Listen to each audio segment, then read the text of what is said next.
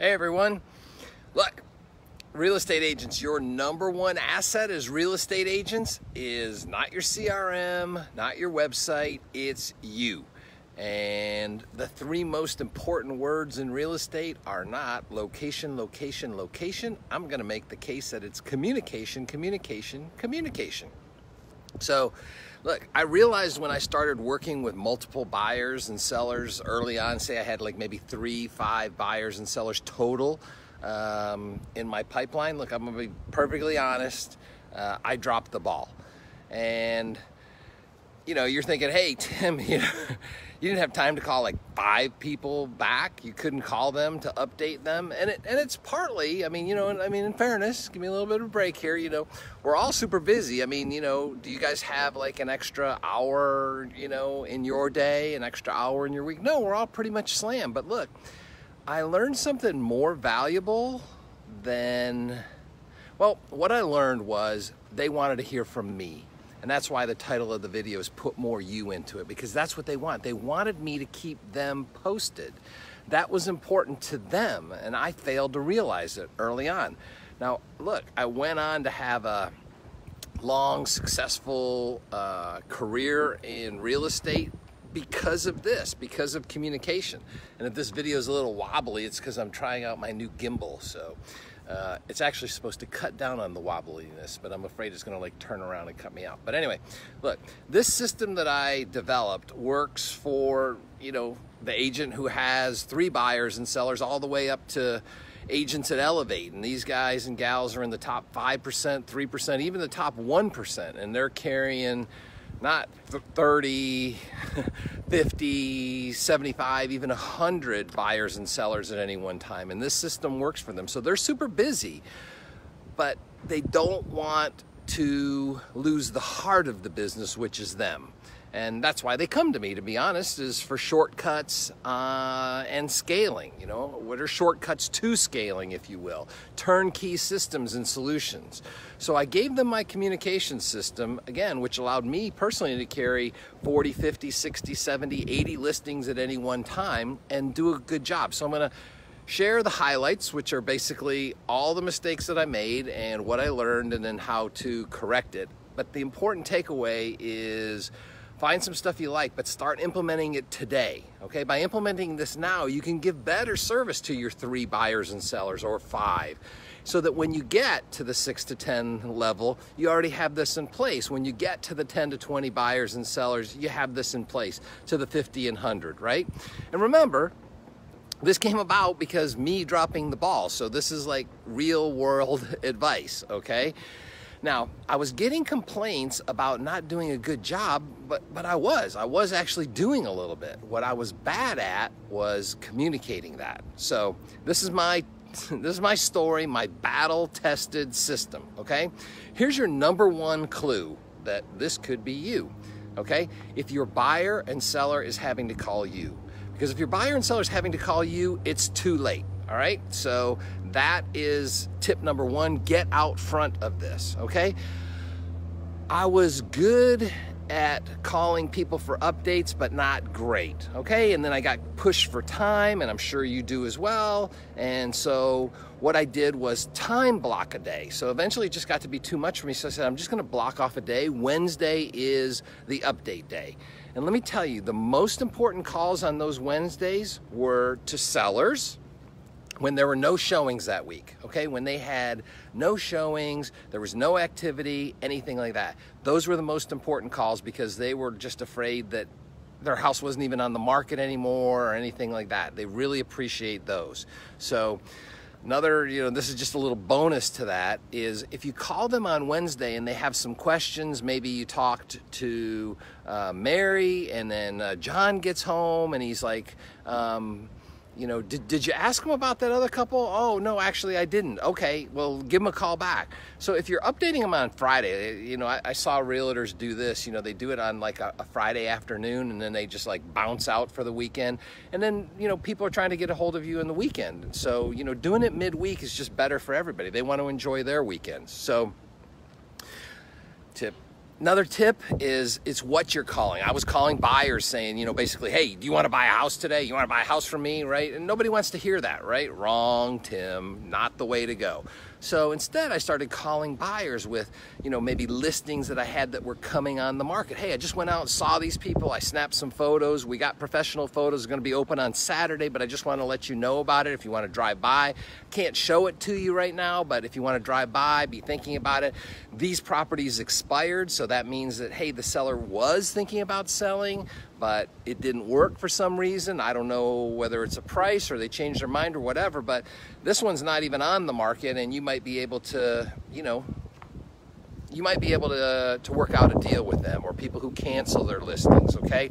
Start planning your weekend on Wednesday, right? Because it takes time to contact the other agent, them to contact the sellers, and then come back and everything like that. So start planning your Saturday on Wednesday. Don't do it like Friday afternoon, like you want to go see houses this weekend, right? That doesn't work for anybody.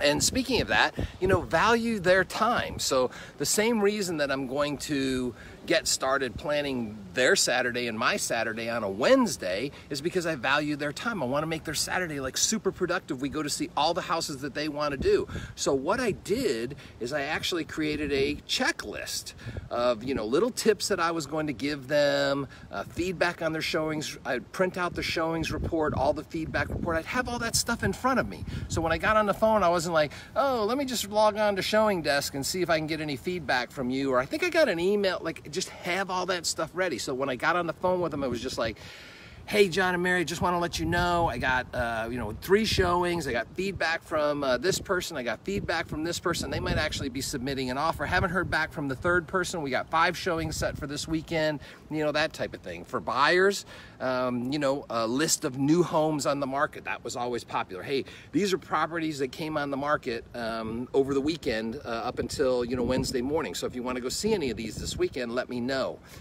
Another thing, I always talk to them, I was always involved in community, charity, giving back. Talk to them about that, right? I mean, realtors, you guys and gals, you guys give back in time and money more than any other group I know. And I'm not saying that because I used to sell real estate. I mean, I still have a real estate license, right? I run Elevate. But I'm not saying that because I'm a realtor or anything like that. I'm just saying that because I see that in practice. How many hours you guys volunteer, how many houses you sell for free, that. Talk to them about that, like what's going on with your charity and everything on that. People think that's cool. They want to know what you're about, right? And what you're doing, important, what you're doing to sell their house, right? Don't assume that they remember your listing presentation. Oh, I remember everything that you said. Go back. I mean, just like you want to do a really good job for them, they want this, Tell them what more you can be doing. If you say, hey, look, honestly, like a couple bags of mulch out front wouldn't be bad. How many of you guys have had sellers say, Tim, what more can we be doing? Like, what more can we be doing? So be proactive. Understand, they're not sellers and they're not listings. I say that, but they're people. And they want this result. They want to sell their house and get on with their life. So give them something of value. Give them tips. You know the tips, right? You see the house. You know what needs to be done. So tell them that, all right? Now, this is another thing, okay? Follow through and update them when I'm done. This is the last tip I have for, well, actually I got 1 or 2 more, but this is like the last major tip I have for you because I forget things. I forgot things. I'd get busier and nothing worse than the following Wednesday and they had asked you for this and you realize you didn't, you look at your notes and you realize you didn't do it, okay? So write down every request that they have. Do it as soon as you possibly can, right? Give them a good experience. Do it as soon as you possibly can, and then email them and let them know, hey, I just want to let you know I changed that description the way you wanted. I wanted to let you know I swapped out the photo of the pool. So instead of this angle, we're doing it from this angle. I think that's cool. Great suggestion. I'll do it. So I wrote it down and I sent it to them, and guess what? They'd write back, thanks, Tim. That was so fast. That was great. Everything like that. So in short order, I went from clients complaining about me to saying, hey, that was really great. Now, that's a good feeling, right? Okay, so that's what you want. and that tells you that the system is working. So that's why I'm saying implement this stuff today. Don't wait until they call you like I did. You know, please don't do what I did, you know, do what I say, right? I had to wait until this stuff started come crashing down, and I had dissatisfied clients. I had some clients fire me, right? And I just don't want that to happen to you. So that's it. After being fired, you know, a few times, you know, I kind of realized also, you know, like when I was fired, I kind of realized it was easier to hang on to the clients that I had than to always be chasing new clients, new buyers, new sellers. It was easier to just take really good care. Plus, we don't get paid a commission, you know, the day we list a house. We get paid a commission when it actually closes. So we got to see this thing through to the closing. So just take really good care of your clients, right? And final tip, and this is a biggie, okay?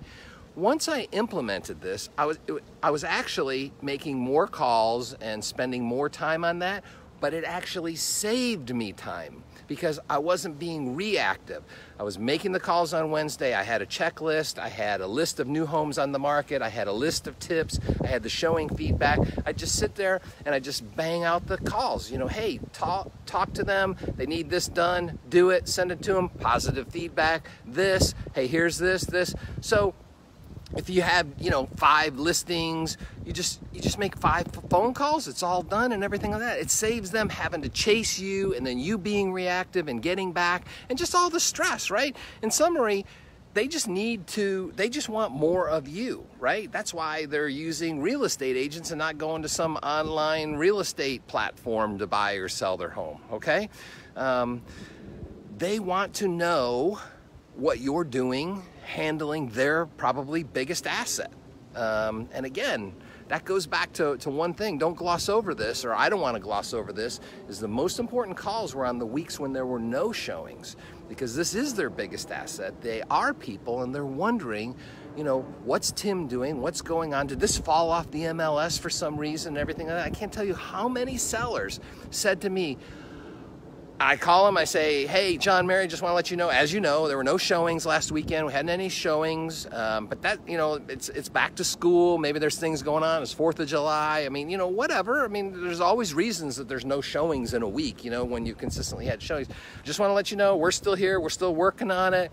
Might need to do some things differently, but don't panic. I'm on it. I can't tell you how many times I heard from sellers, thank you so much for the call, because actually we were wondering if we should call you, and, you know, things like that. So, I mean, you want to do a good job. You want to be a great agent. You know, be that agent. Have a checklist, have a schedule, communicate with these people. It's easier than you think. It'll actually give you more time and then more satisfaction, and your clients will have a better experience with you as well. All right, until next time, think big, serve big.